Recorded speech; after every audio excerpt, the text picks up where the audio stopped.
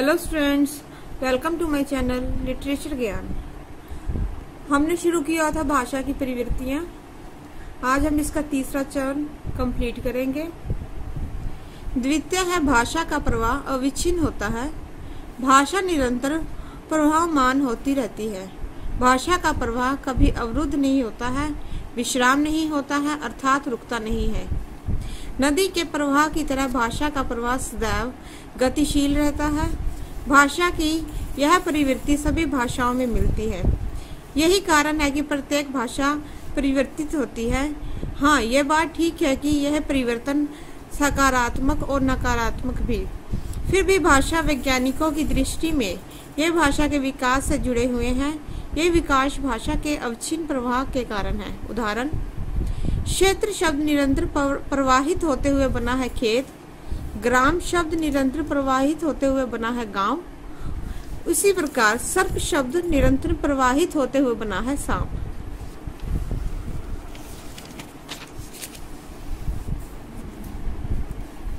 भाषा सर्वव्यापक है। जिस प्रकार ईश्वर सर्वव्यापक है, उसी प्रकार भाषा भी सर्वव्यापक है। कभी भी भाषा से छुटकारा नहीं मिलता है।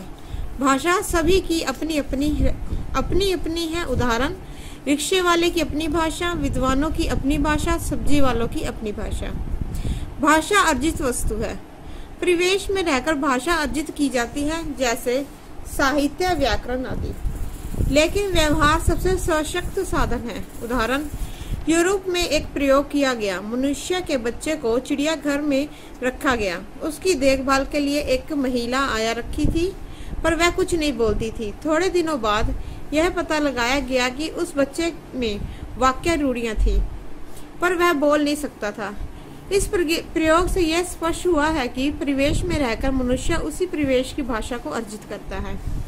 यदि हिंदी भाषी मनुष्य के शिशु को अंग्रेजी भाषी परिवेश में रखो तो वह फर्राटे से अंग्रेजी बोलेगा। भाषा व्यवहार द्वारा सहज रूप से सीखी जाती है।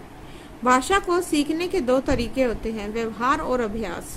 भाषा व्यवहार से सहज रूप से सीखी जा सकती है। शिशु और बच्चा अनुकरण करते हैं, अर्थात नकल। यह अनुकरण बहुत दूर तक बंदर की तरह होता है। भाषा परिवर्तनशील है। सृष्टि के प्रत्येक वस्तु की तरह भाषा भी परिवर्तनशील है। परिवर्तन की दिशा कुछ भी हो, परंतु भाषा वैज्ञानिक उस परिवर्तन को भाषा का विकास मानते हैं। यह परिवर्तन ध्वनि, शब्द, अर्थ तीनों में अंतर रूप में होता रहता है। उदाहरण: ध्वनि में परिवर्तन।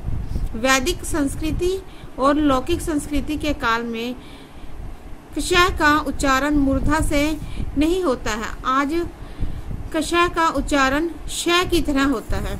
उदाहरण: उषा का उच्चारण ऊषा, भाषा का भाषा, वर्षा का वर्षा, हंस का हंस। शब्द में परिवर्तन। शब्द और अर्थ के साथ शब्द में भी परिवर्तन होता है। शब्द परिवर्तन के उच्चारण आगे दृश्य है। अग्नि अर्थात आग, आम्र आम, ग्राम गांव, सर्प सांप, क्षेत्र खेत। अर्थ में परिवर्तन। असुर शब्द पहले देववाचक था, फिर दैत्यवाचक बन गया। आज भी दैत्यवाचक है। दुहिता प्राचीन काल में दुहिता का वाचक था पुत्री, जो दोनों कुलों का हित चाहती है। बाद में उसका अर्थ हुआ है जो गांव का दूध निकालती हो। बाद में दुहिता शब्द का अर्थ बन गया है दुर्बलता। पिता प्राचीन काल में पिता का अर्थ आदर सूचक रहा। पंडित प्राचीन काल में पंडित, विद्वान, गुरुकुल और जो स्वभाव में निम्न होते हों, पर आज पंडित शब्द की गरिमा नहीं है। उत्तर प्रदेश में आजकल रसोइये को पंडित कहा जाता है। धन्यवाद।